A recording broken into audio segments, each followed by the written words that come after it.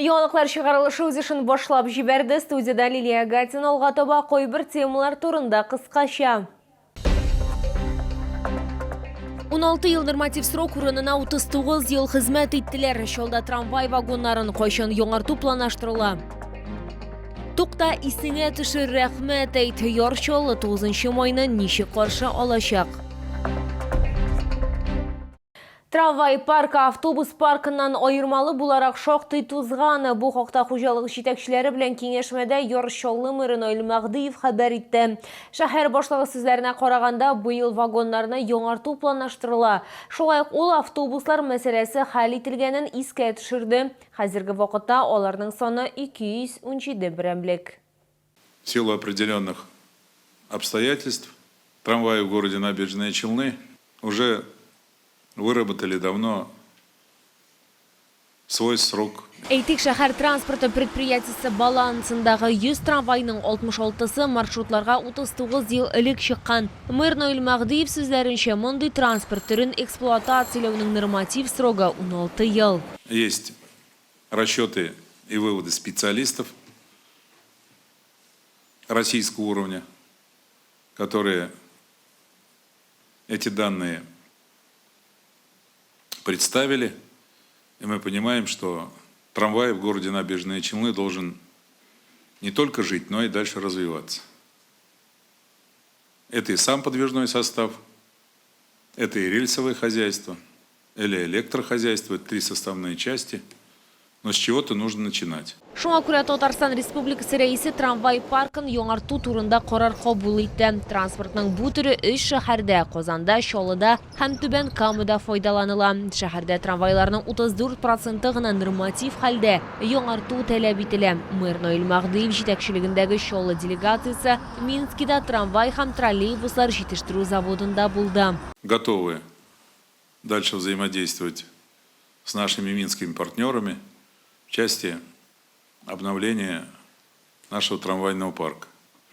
Безусловно, это не маленькие финансовые ресурсы, но мы надеемся на финансовую поддержку со стороны руководителя республики, руководства республики.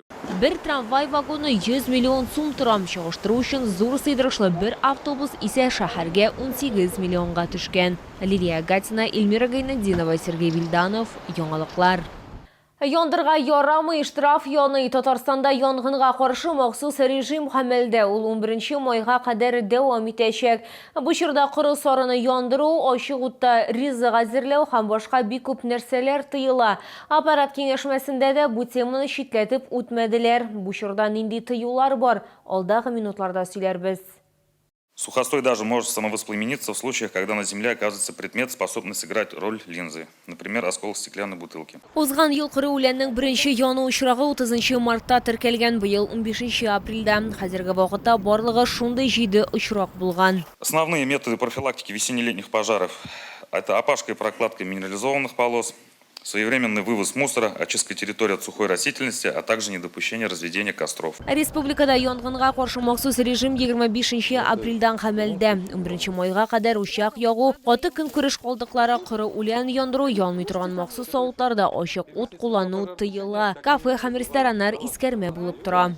При невыполнении этих условий постановления, согласно Кодексу Российской Федерации об административных правонарушениях, предусмотрена административная ответственность по части 2 статьи 20.4 нарушения требований пожарной безопасности.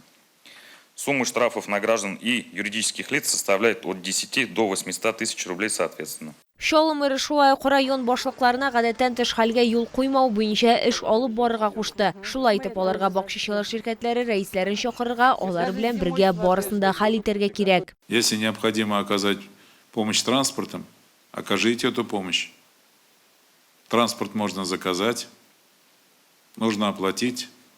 Мусор, который растительный или иной собрался, его нужно вывести.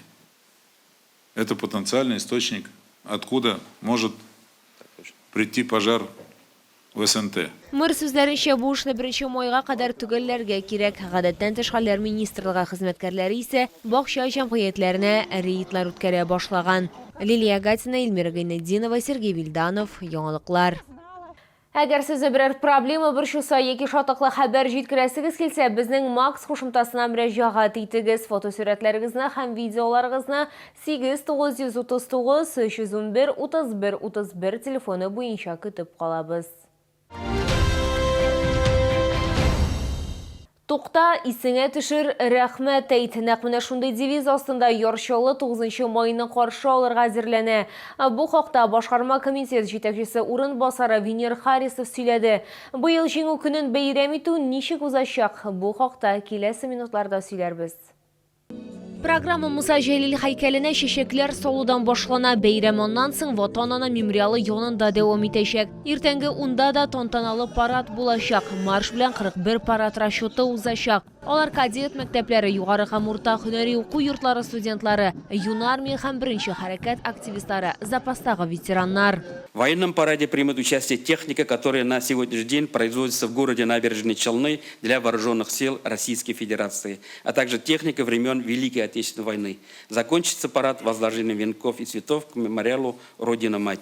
Соңыннан бәйрәм чаралары шәһәрнең 3 районында дәвам итәчәк. Шәһәр халкы һәм кунаклары өчен иҗат коллективлары чыгышлары тәкъдим ителә. Шулай ук солдат боткасы белән сыйлау оештырылачак. На Майдане парка Прибрежный состоится театрализованная программа «Славе не меркнуть, памяти жить» с участием студентов высших и средних специальных учебных заведений, учащихся общеобразовательных и кадетских школ, хореографических, вокальных и хоровых коллективов учреждений культуры и дополнительного образования. 19 сәгатьтә 1 минут тынлык бөтен Россия акциясы игълан ителәчәк. В условиях специальной военной операции места массового пребывания граждан должны быть обеспечены высоким уровнем безопасности. Проведение всех досмотровых мероприятий, наши соответствующие специальные службы, Управление внутренних дел МВД России по городу Набережные Челны, муниципальная милиция, наши подразделения форпостов, все должны быть задействованы в обеспечении охраны общественного порядка. Бәйрәм 20 сәгать 30 минутта салют белән тәмамланачак. Лилия Гатина, Сергей Вильданов, яңалыклар. Беркемдә бер нәрсәдә онытылмаган, җиңү көненә кадәр 2 атнадан да азрак вакыт кала. Шәһәрдә бәйрәм чараларына әзерлек дәвам итә. Хәзерге вакытта шулда 405 бөек ватан сугышы ветераны һәм аларга тиңләштерелгән затлар яши. Бәйрәм алдына барлык ветераннар да республика рәисе исеменнән азык-төлек җыелмалары белән тәэмин ителгән. Юбилярларга ай саен Россия президенты Владимир Путин исеменнән шәхси котлау открыткалары тапшырыла. Тантаналар сараенда шәһәр мэры Наил Мәгъдиев катнашында ветераннарны тәбрикләү чарасы узачак. В образовательных учреждениях проводится более 600 мероприятий в честь празднования 81-й годовщины Победы. Наиболее значимый из них – городской конкурс «Лучший часовой поста номер 1». Проведена масштабная игра «Зорница 2.0», в которой приняли участие более 1500 школьников. 9-й год в рамках конкурса «Поющие Челны» школьные хоры исполнили песни военных лет. С 23 апреля стартовала акция «Георгиевская лента». Быел үлемсез полк традицион йөреше соңгы еллардагы кебек үк онлайн форматта узачак. Карар истәлекле акциядә катнашучыларның иминлеген тәэмин итү максатыннан кабул ителде. В этом году он пройдет в новых форматах. Разместить фото на ветерана можно на стенах памяти, на аватаре в социальных сетях, на одежде, на автомобиле. Исегезгә төшерәм, быел без Бөек Ватан сугышында җиңүнең 81 еллыгын бәйрәм итәчәкбез. Лилия Гатина, Сергей Вильданов, яңалыклар. Бу сезгә җиткерәсе соңгы мәгълүматыбыз иде. Мин Лилия Гатина, сезнең белән сау булашам. Исән имин булыгыз.